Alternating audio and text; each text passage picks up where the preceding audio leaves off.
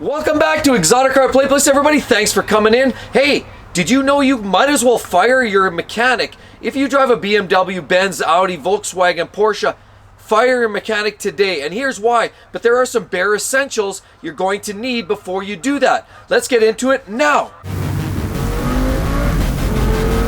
Welcome back to the channel, everybody. Mark with Exotic Car Playplace. And so the first ingredient is getting yourself tied into the networks and people out there that have experienced the same thing, and that is attaching yourself to forums. For example, Beamer Fest, you can get into Pelican Parts, which deals in Porsche and Benz and BMW.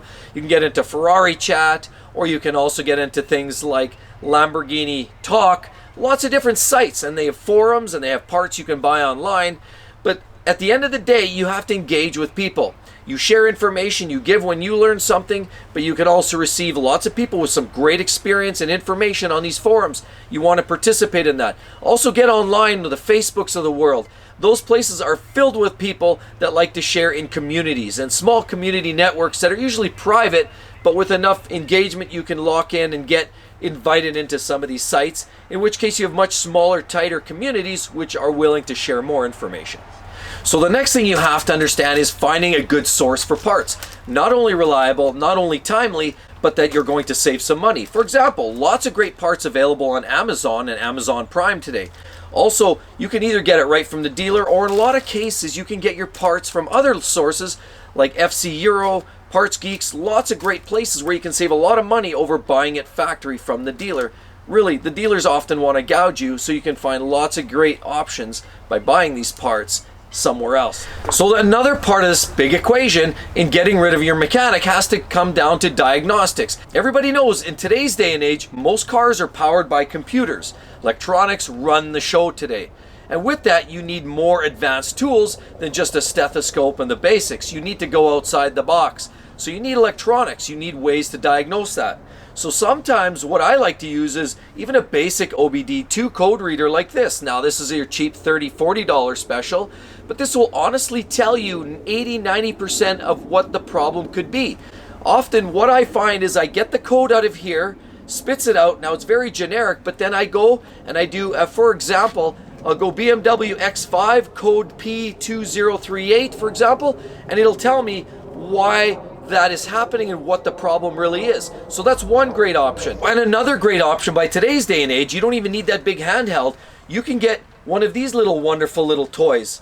It's a dongle, little plug-in. This one's by VPeak, but there's lots of different options like this where you plug them into your OBD port in your car, usually located somewhere under your knee or by the steering column.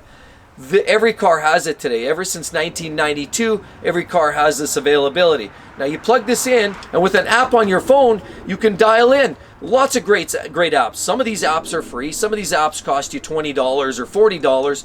But some of these apps, the better ones, actually can give you full diagnostic results depending on the car. If it's you're driving a Mercedes, an Audi, a BMW, whatever it is, there's often apps for virtually every manufacturer. You just need one of these associated pieces of hardware, a dongle for example, and you get the correct app for your application, plug it all in, and Bob's your uncle. You get the information and the correct code. That also helps you diagnose the problem, gets you to that next step. So you're going to need a lot of tools to do this properly as well. This is the next part of the equation.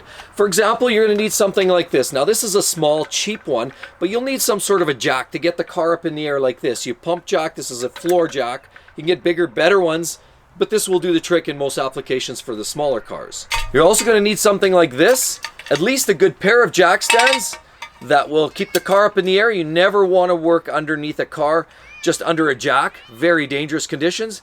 So you want to get a set of jack stands like this that are going to support the vehicle's weight while you get access underneath, even for an oil change. So you're also going to need a whole host of hand tools that I would suggest you buy the basics for now, high quality, but the basics. And then as you go and you save money on each individual job that you do it yourself, that you invest in an extra one or two little tools along the way, specialty tools that you need. It gets paid for essentially by the earnings that you put into that job. For example, you'll need ratchet sets like this. So this is a 1/2 inch. You'll need a 1/2, a 3/8, and a 1/4 inch for different applications. So you need sockets for each size. Generally, I would say, because you're talking about European cars, in most cases they will be metric. so millimeters or whatever, in all the different sizes. What you're also going to need is a set of things like this. That's right. These then go on a ratchet as well. So these are essentially Allen key ends. So they have hex sides. There's 6 sides to them. You can get these metric or imperial, but I would say, for example, with European cars, as we're discussing here today, you're going to need lots of the metric sizes. So you want to get metric ends like this, and you're also going to want to get a couple of sets of these Allen keys of different sizes. Get a full set. You can buy them in complete sets from all the way from A to Z in terms of sizing. And again, 6 sides, but you're going to need the metrics for sure. You're also going to need something like this. This is called a Torx. If you look up close, you'll see it's a star. It's actually a star shape there. Now, this one's on a wrench. You can also get the male. This is called a male because it sticks out. This is a male one. You'll also possibly need this style with a Torx end. You'll need a set like that, as well as you can get socket sets with female Torx ends. So instead of having this, it's a socket, but it has the same Torx star specifications. You get a hold of all of those, your jacks, and all of the other things that I mentioned, and you're off to the races. You can diagnose some of your problems. You can get in there. You can do a lot of the repairs yourself. And honestly, if you do a lot of these repairs yourself, trust me when I say, if you get a good part supplier, you take care of the labor because you're doing it yourself, you can often save half to 75% of the cost is nullified. Now that car repair actually ends up only costing maybe 30% of what it would through the dealer. So in summary, guys, yes, you too can do it as I have. Buy a few tools, go online, do a little research, not a problem. Fix your own European car.